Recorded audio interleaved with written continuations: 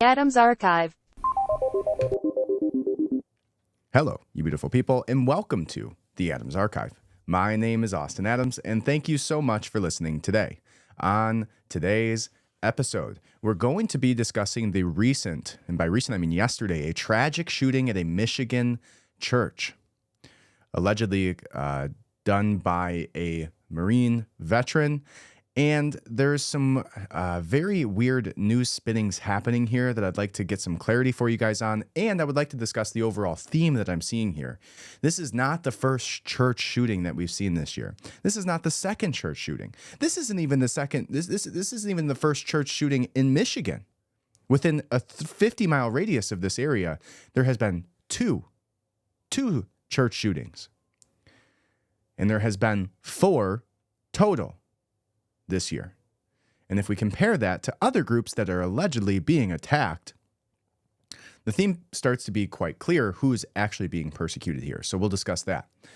Then we'll also discuss a secondary shooting that happened on the same day, also by a Marine veteran, after he killed 3 and injured 8 in a drive-by boat shooting, like we're in Grand Theft Auto. Like, and allegedly, all of these people were like just visiting. So we'll talk about that. Kind of a weird theme for yesterday.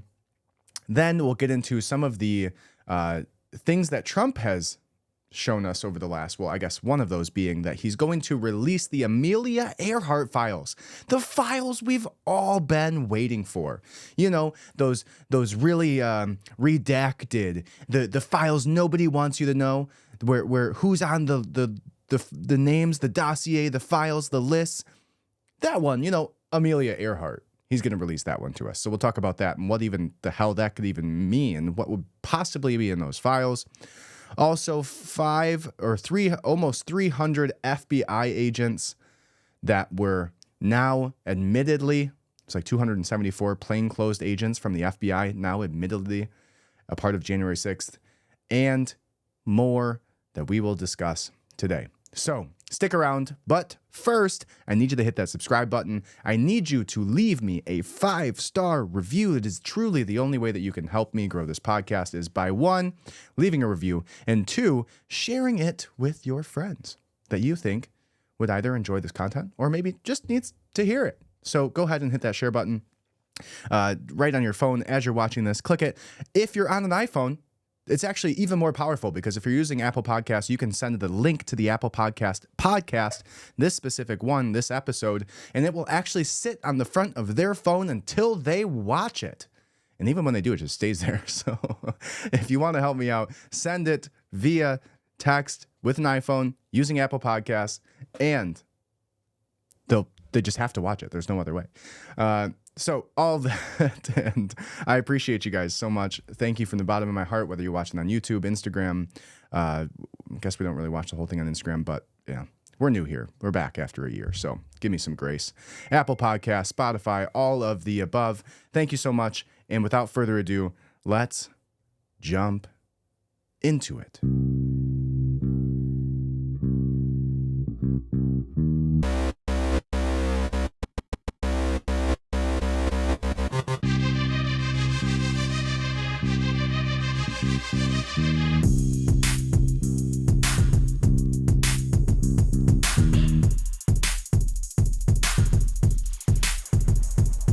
The Adams Archive. That is such a jam. I made it myself.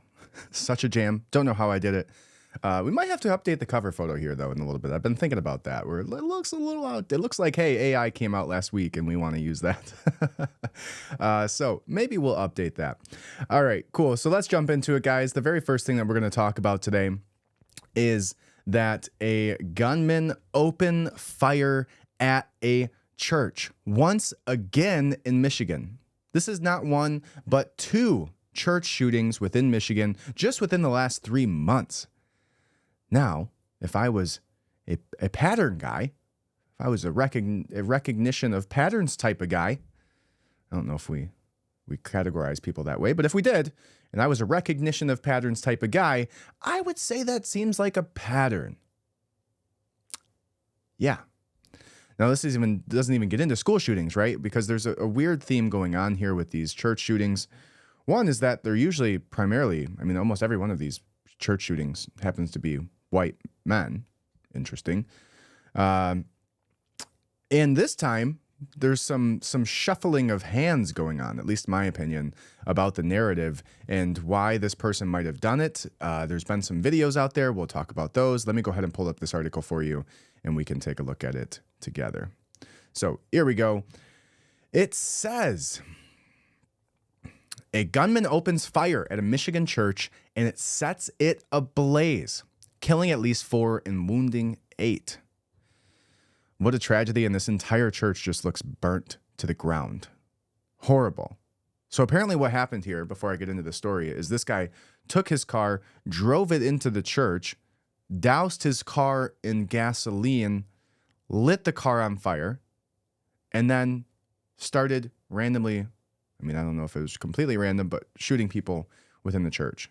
Now, we'll see if we get more details. This came from this morning. I haven't read it yet because I was following as of last night, and now it is an article completed at 3 a.m. So this was in Grand Blanc, Michigan. An ex-Marine smashed a pickup truck into a church, the Church of Jesus Christ of Latter-day Saints, right, the LDS Church, opened fire and set the building ablaze during a crowded Sunday service, and then was fatally shot by police.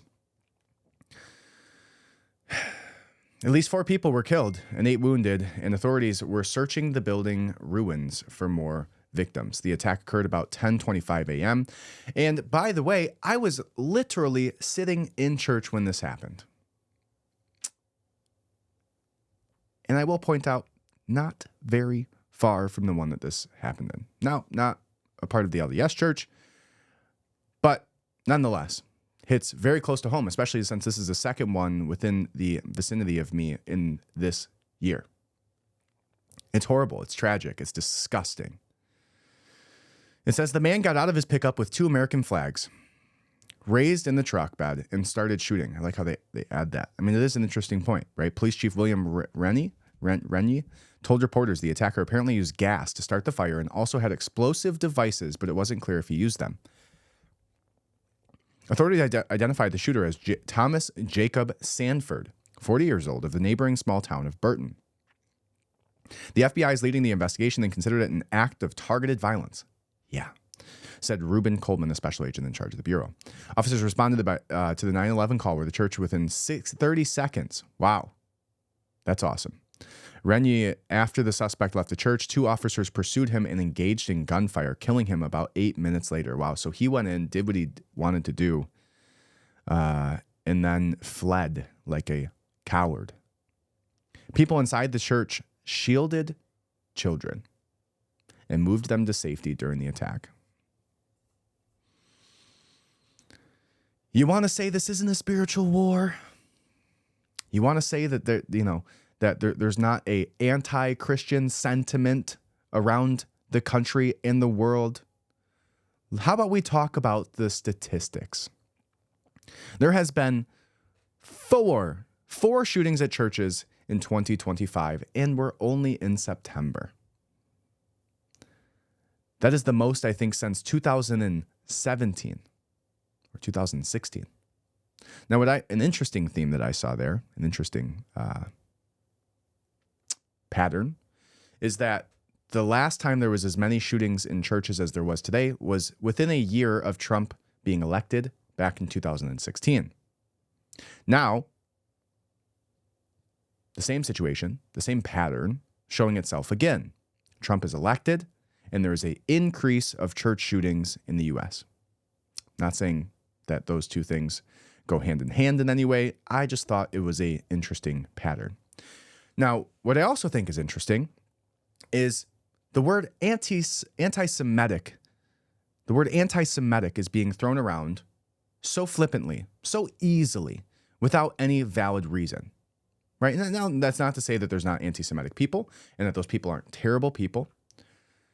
Right? That's not to say that anybody who doesn't like somebody for their religion or for their background or where they came from or the color of their skin, obviously terrible, obviously wrong, doesn't make sense. It's such a ignorant, naive position to hold, completely unnuanced, right? But now, the word anti-Semitic just means anybody who criticizes Israel. And it doesn't even have to be criticizing Israel. It could be just criticizing one man, right? Remember how back in the COVID times, back in COVID, when Fauci said that if you criticize science, you're criticizing Anthony Fauci, right? I don't know if that's what he sounds like. It's been a long time. I am science. I am science. So if you criticize Anthony Fauci, you criticize science. Right now, if you criticize the leader of Israel, right? You criticize Bibi Netanyahu, now you're anti-Semitic, right? So you're anti-science if you criticize Fauci, and you're anti-Semitic if you criticize Netanyahu or even his decisions, right? And you see the theme there, right? If you criticize one person, they use the weapon of you criticizing an entire people. Oh, now you're a racist. Now you're a Nazi. Now you're anti-Semitic, which is obviously not true. I have no distaste for Jewish people. I grew up in a predominantly Jewish community until I was of a certain age. Nothing bad to say about Jewish people. In fact, I think they're very, generally, their communities and the way that they deal with each other is very positive in the U.S. The way that they do business with each other is impressive. Lots of good things to say. But I would say I don't like what Benjamin Netanyahu's doing. I don't like the absolute horrific acts that he's conducting in Palestine. I don't like the way that he is influencing our election or our foreign policy or our domestic policy or conducting surveillance or blackmail, allegedly. But I'm not anti-Semitic. But he'll call me that, so will the entire online community. If you come out of at least Zionists, will come out and criticize you if you say anything bad about Benjamin Netanyahu, and all of a sudden you're a Nazi. But what seems to be a far more fair thing to say in today's world is that there is a anti-Christian sentiment happening. There is a act of terror happening at least once a quarter at a church, at a place of worship. And we're not allowed to say that there's anti-Christian sentiments around the country, anti-Christian terrorists around the country. But over and over and over again, we're seeing these types of attacks happen in the church. But how many times have you heard the word anti-Christian being thrown around? Who's really being prosecuted here? Is it or persecuted? Is it the Jewish people? Or is it the Christian people? The facts, the statistics within the U.S., right? And some people want to say, oh, well, there's been some attacks. Like, no, there's been 35 Christians shot in this country sitting in a church this year. 35. I think that number's up now that we actually have the death toll of this shooting. 35 plus. 0 shootings happened within Jewish synagogues. 0 in 2025. Who's being persecuted? Seems like people of Christian faith are actually the ones being attacked within this country. But yet the only thing you hear about is anti-Semitic, anti-Semitic, anti-Semitic. No, anti-Christian terrorism. That is what we need to be saying. And this tells you specifically, and even more interesting that it's not these foreign, the Islamic terrorists that are, and this is very real and very concerning, but there is a large amount of Islamic terrorists that have Al-Qaeda that have gained way into the United States. Allegedly, there's over 1,000 of them that are sitting waiting to do something horrible. But that's not what's happening even. Like I said, these are white males.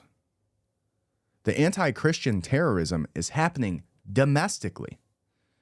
And what does that tell you? That tells you that these people have been radicalized. And who would radicalize somebody against Christians? Well, if we look at the media, right, we look at the left, right? And I won't even say the left because apparently this guy, 2 Marines in 2 days is an interesting theme. Now, that's not to say that there's not Marines that are liberal, but it's just an interesting pattern that we're seeing here with these Christian shootings, these anti-Christian terrorist acts, is that they're happening domestically, not by foreign terrorists coming here trying to cause a stir. That's not to say that that won't happen, and very soon if you ask some people, but by our own people that have been radicalized. So we'll finish this article. It says, flames and smoke poured out. 2 bodies were found during a search for debris. And said more victims could be found as searchers made their way through the entire church. One of the wounded people was in critical condition Sunday evening, and the 7 others were stable.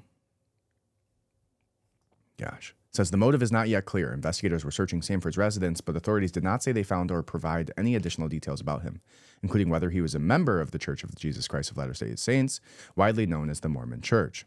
Sanford served in the Marines from 2004 through 2008, working as an automotive mechanic and vehicle recovery operator, according to military records obtained by the Detroit News. He was deployed to Iraq from August 2007 through March of 2008, so 6-month tour, and had the rank of sergeant. Very interesting. Very interesting. Let's see if there's anything else.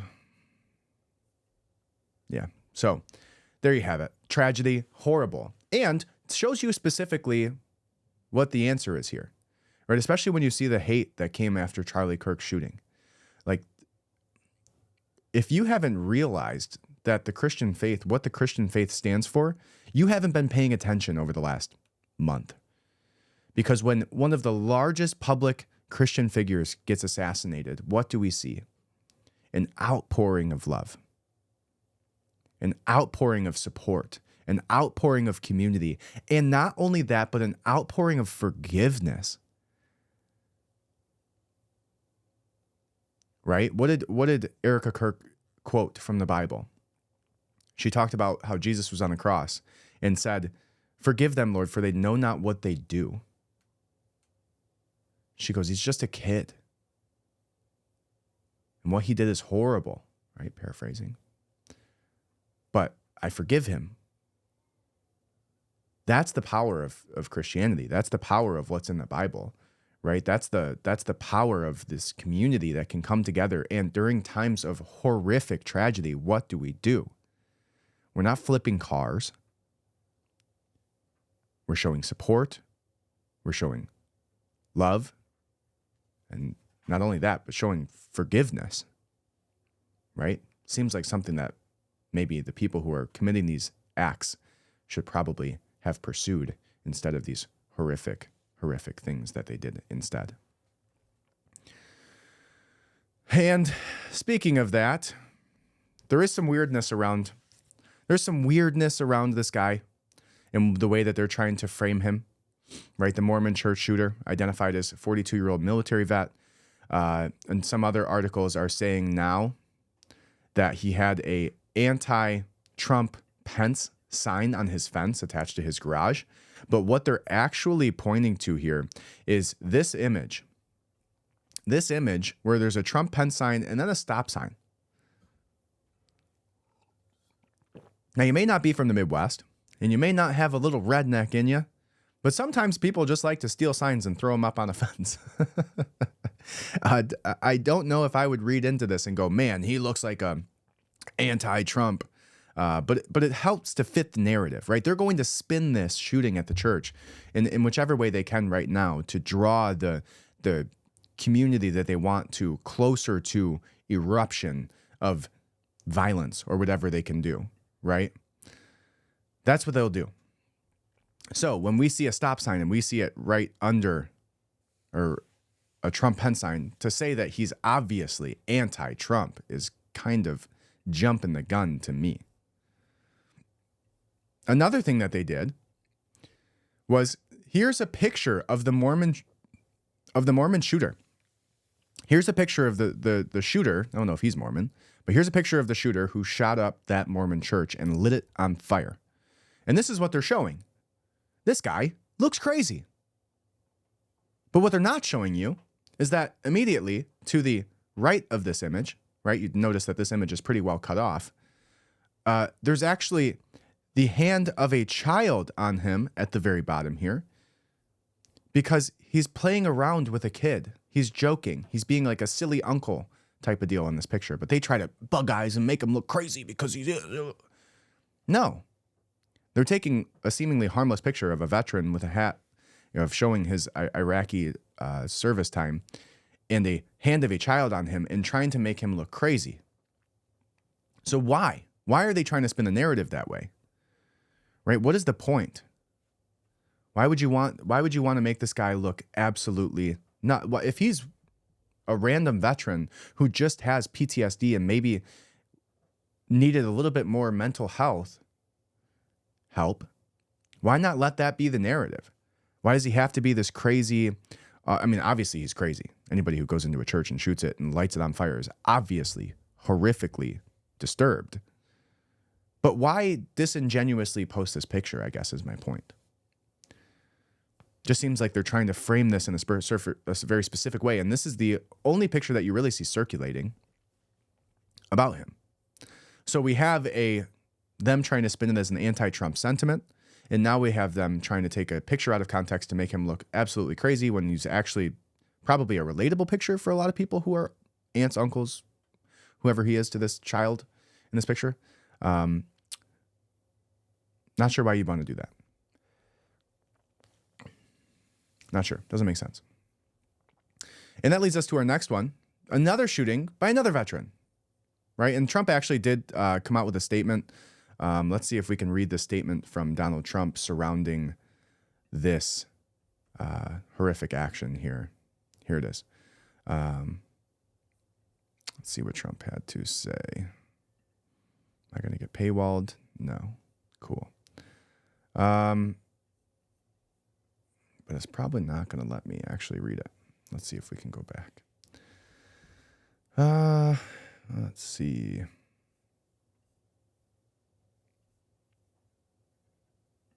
So Trump said that the Michigan shooter seems to be a targeted attack on Christians.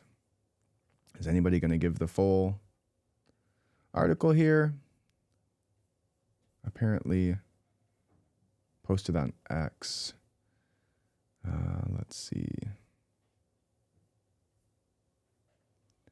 All right, so here's what he said. He said, I have been briefed on the horrendous shooting that took place at the Church of Jesus Christ of Latter-day Saints in Grand Lake, Michigan. The FBI was immediately on scene and will be leading the federal investigation and providing a full report to state and local officials. The suspect is dead, but there is still a lot to learn. This appears to be yet another targeted attack on Christians, Trump said, in the United States of America. The Trump administration will keep the public posted, as we always do. In the meantime, pray for the victims and their families. Yeah. The epidemic of violence in this country must end immediately, he added. Yeah. And as we say that, we move on to a second story where a second Marine veteran, the same day, does a drive-by shooting on a boat like we're in Grand Theft Auto. Seems pretty bizarre. Seems pretty crazy. Especially the timing of that, right? Like, what are the odds on the same day? Now, you could go down that rabbit hole and you could say, well, maybe the odds are likely in our favor if we're looking at this from a different lens, not the lens of like random happenings, but the lens of the current events all leading up to a rise in public or civilian discourse and getting people to be heightened in their concerns and trying to cause a stir, if that's what some shadowy people would like to do. Not saying that's the case here, and sometimes terrible things just happen. But it's a little fishy that it was on the same day. You go back to some of the conspiratorial sides of this, which would be, if I was a conspiracy theorist, I'm no longer a conspiracy theorist. I'm just a recognizer of patterns. You would say that there has been a history of our government, and specifically the CIA, with things like MK Ultra, having been accused and also releasing documents. You go back to the, what is the book? The book about the CIA basically radicalizing the serial killer. Let's see if I can find the book, The CIA.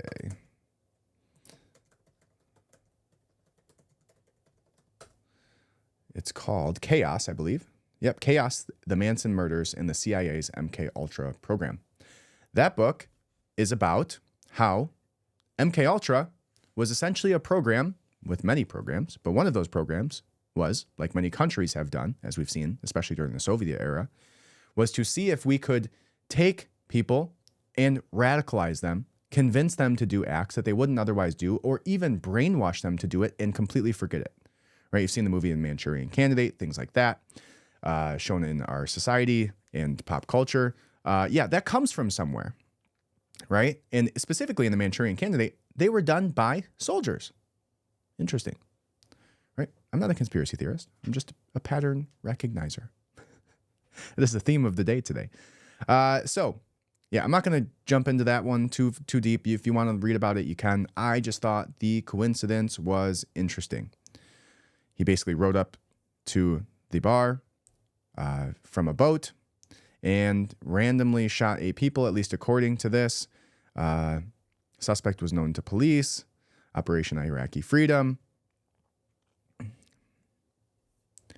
He looks a little off, but I don't see any motive here. I don't think they were saying there was any motive. It says that in the past several years, Edge had filed a string of civil lawsuits with rambling, sometimes conspiratorial claims. One lawsuit against the Department of Veteran Affairs was filed September 24th, less than a week before the shooting. Maybe we should look at that lawsuit paperwork, and that would be interesting. But I don't have it up now, so maybe time for a different episode. Now, let's look at this. And this is going to be maybe a little bit of a shorter episode, but just wanted to get on here with you guys today and talk through some of these things. So this comes from the Russian state media, so we'll preempt that. However, it's not the only source that's admitting this. This came out. Let's see if we can find the actual, maybe a 274 FBI, January 6th. But it is one of the only ones that is leaving this as a top story. AOL has it on there. Fox News has it on there. So if you don't like RT, then maybe let's look at, let's go to, I don't know, let's go Fox News, which is interesting because as you scroll through some of these articles, you also see articles that say FBI did not send undercover operatives to join January 6th attack from Congress.gov. Huh. That seems like you're a liar. So we won't use RT because some people don't like that. Although I like going to these like totally opposite side news stations like RT and Al Jazeera and all of these like allegedly our enemies type people because they have a completely different perspective that you can kind of sift through and just see what they're saying. Right? It's not to say that what they're saying is true, and it's maybe not Russian propaganda, because I'm sure it is if it's state-controlled media at some points, but it also is going to show you how biased our current media is and talk about things that maybe our media wouldn't be willing to talk about. So I find that to be interesting. When you have somebody who's the enemy, sometimes they're a little bit looser with their tongue in their criticisms, and it's worthwhile to look at. So let's look at this from, we'll go to Fox. But I did see that on RT when I have like 10, 15 different sites I just kind of go to sift through some of the news. But let's look at it from Fox News. Here is the article, and it says, FBI's Patel, right, clarifies the role of hundreds of agents on January 6th, said Wray lied to Congress. Okay, so this is a secondary follow-up. Him saying, no, right? Maybe those 274 agents were there, but not for what you're thinking. They were just hanging out, drinking some beers, celebrating like everybody else. While blasting former director Christopher Wray. So Christopher Wray was the former FBI director who came out and said, yeah, we had 274 plainclothes FBI operatives on January 6th. Not just Ray Epps. Go into the Capitol, right? That guy. Not just him. 273 other Ray-Eps were out there, right? 274 total Ray-Eps were in the audience during January 6th. But Kash Patel says, not for the reason that you're thinking. Right? It says the FBI responded on Saturday to a report. So let's read the RT because that's the one that will actually go through what was initially stated, and then we'll read the Fox News response. It says the FBI had nearly 300 plainclothes agents at the Capitol riot. Donald Trump has pledged to probe into dirty cops and crooked politicians in the wake of the report. The Federal Bureau of Investigation had some 274 plainclothes agents present during the January 6th riot. That's what I've said 7 times. Conservative outlet Blaze News reported on Thursday, citing an unnamed senior congressional source. The new claim contradicts the Bureau's longstanding denial that it had heavy presence during the 2021 unrest. Late last year, the U.S. Department of Justice Office of Inspector General said that the Bureau had no undercover employees in the crowds, but acknowledged that that 26 FBI and confidential informants were present. So, U.S. Department of Justice Office of Inspector General said no undercover employees, but 26 informants. That's a lot of informants to be in one place at one time. Like, where were those informants embedded in? If they're just showing up to January 6th, it's not like you were like, oh, you're a January 6th informant. Like, no, these were prior informants, right? Prior informants that they already had relationships with, that they told to show up there, who also don't have any association with law enforcement on paper, so they can do whatever they want. Blaze News noted that the new information it had learned from the congressional source does not necessarily contradict the account, given the undercover employees and plainclothes agents could be treated differently by the Bureau. Trump said, I want to know who each and every one of these so-called agents are and what they were up to on that now historic day. Many great patriots, American patriots, were made to pay a very big price only for the love of their country. I owe this investigation of dirty cops and crooked politicians to them. Christopher Wray, the then director of the FBI, had some major explaining to do. Trump wrote this on his Truth Social platform. The January 6th events prompted a massive FBI investigation. Yes. The probe resulted in more than 1,500 people being charged with federal crimes, including Trump himself. Trump granted clemency to everyone who faced charges stemming from the riot, with most receiving full pardons. Okay, so now we have Kash Patel coming out and saying, one, there's another article that this leads to that says FBI's Kash Patel vows definitive answers on top of January 6 questions is coming. So maybe we don't have those now. He says, while the agents were on hand, they were sent in after the riot had begun to try and control the unruly crowd. Officials told Fox News Digital. Well, that's maybe a proper explanation. That is not the proper role of FBI agents. And Wray was not forthcoming about what happened when he testified numerous times on Capitol Hill. Agents were sent into the crowd control mission after the riot was declared by Metro Police. Something that goes against FBI standards. Interesting. Patel wrote Fox News, this was a failure of corrupt leadership that lied to Congress and to the American people about what really happened. Thanks to agents coming forward, we are now uncovering the truth. We are fully committed to transparency and justice and accountability. Okay. Interesting. It was just revealed that the FBI had secretly placed, against all rules, regulations, protocols, and standards, 274 FBI agents into the crowd just prior and during the January 6th hoax. This timeline's crazy, guys. This timeline's crazy. That's it. Or just when you look at governments and like the major events, historical events, I just wonder what the real truth is to any of them. Right? Go read your history books, what you read in high school. I'm just curious what the real story was to any of this. This one seems quite clear and evident to everybody who kind of followed and went along with it, especially when you remember how the congressmen were actually acting in the building. AOC, what was she doing? Like hiding under a desk, crying on her Facebook Live. Right? Nancy Pelosi telling was it Nancy Pelosi that told them to stand down? Right? The actual like security detail to stand down and to like basically let them in. The cops ushering people into the building. All pretty weird. And the tragic thing is we'll never really know, right? Me and my wife were talking about this. It's like, what if you get to heaven and in the waiting room, there was a TV in the corner, you're in the waiting room, and it just tells you the reality of all the crazy stuff that happened during your your timeline. Like, oh, by the way, this event was actually this, right? Like it would be an interesting way to kill some time while you're waiting for your turn for judgment.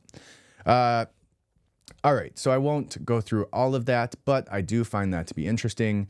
Let's look at the next article, which says there will be full disclosure on this, and then we'll move on to the next topic.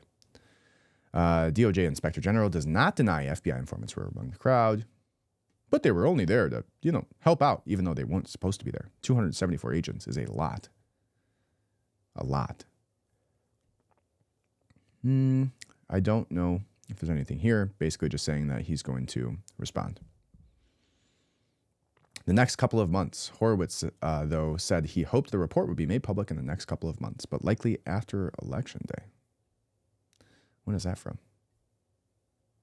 All right. Anyways, moving on.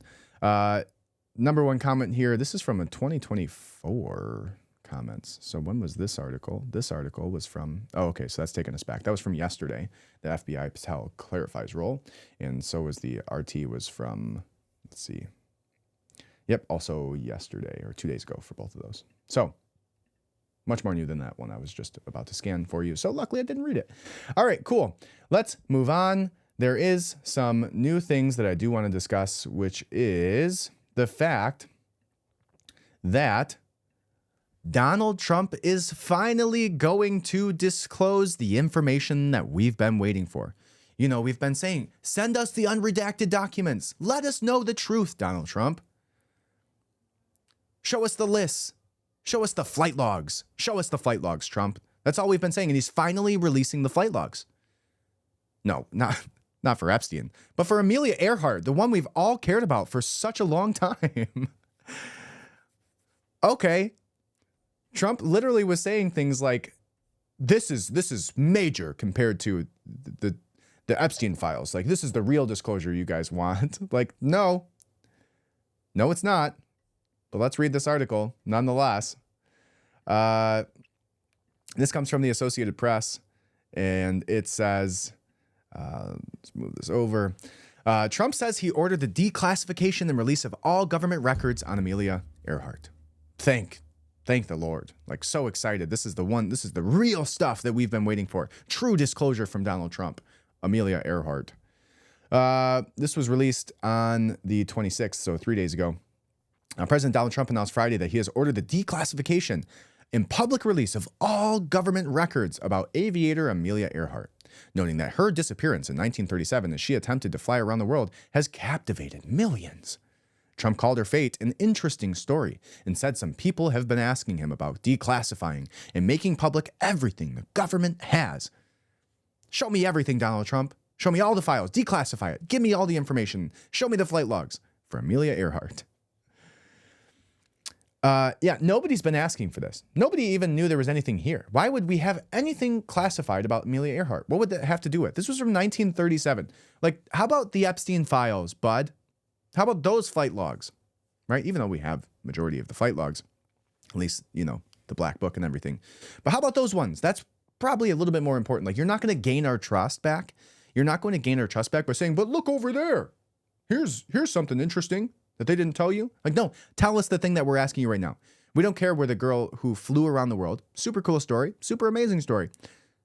No, what we want is the truth about what happened and who was involved with the largest, most influential child sex trafficking blackmail ring in history. That's what we care about. We don't care about Amelia Earhart. No offense to the Earhart family. We don't care. Nobody cares. Not one. The Republican president's administration since has released thousands of pages of records about President John F. Kennedy, his brother Robert F. Kennedy, and Martin Luther King Jr.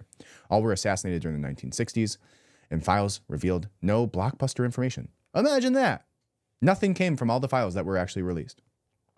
Both the FBI and the National Archives and Records Administration already have released batches of documents about Earhart. Some who have doggedly researched her disappearance nearly 90 years ago doubt there is much more the government has on her that it can release. Yeah, nobody cares. He wrote on, it looks like Truth Social, Amelia made it almost 3/4 around the world before she suddenly and without notice vanished, never to be seen again. Her disappearance almost 90 years ago has captivated millions. I'm ordering my administration to declassify and release all government records related to Amelia Earhart, her final trip, and everything else about her. Don't care. Don't care. Still don't care. Oh, and by the way, just a reminder that the same day, 3 hours before, or 3 hours after Charlie Kirk was shot, they denied the release of the Epstein information. They think we're stupid. And by the way, it worked. Nobody was specifically outraged about that, right? Competing narratives. Charlie Kirk's assassination, obviously, was horrific and tragic. And it completely overshadowed the fact that our own government, 51-49, voted not to release information about the largest sex trafficking ring used for blackmail against politicians, high-level people, billionaires, royalty in history. But guess what? We're getting the Amelia Earhart files, the true declassification we've all been waiting for. No, nobody cares. Nobody cares. All right, and then the last thing that we will discuss here today is going to be, and I now realize if you're on YouTube, I'm pretty sure that it was not changing the article that I was looking at. So if you want to, real quick, let's see if I can show you just, let's not worry about it. Anyways, the very last thing that we'll talk about here is that's what I got for you guys. Interesting. Staying on this, we'll be continuing to discuss these theories. And for now, if you're going to church, stay safe. Pray for the families that were affected in Michigan yesterday. Pray for the families that were affected in North Carolina yesterday from those shootings. And like I said before, I think there's been a clear avenue or a clear awakening in this country. And I love to see it. And I think that if you're somebody who's been questioning that, maybe you should pursue that a little bit. All right. So anyways, I appreciate you guys. I love you. I hope you have a great day. Thank you so much for listening. Go head over, leave a 5-star review, subscribe, send this to a friend, via Apple messaging, via Apple Podcast link. And, check out RoninBasics.com. That's my company. And we sell Faraday hats to protect you from EMFs. We have Faraday phone sleeves that stop government tracking. Like literally all of your service goes away as soon as you drop it into the sleeve. We have these credit card sleeves that you can put your credit card into that protect you from getting your information scanned. Let's see if I can get this in clear view here. All cool stuff. All right. You can also find it on Amazon, RoninBasics.com. All right. Thank you guys so much. I appreciate it. Have a great day, and I'll see you next time right here on the Adams Archive. Adams Archive.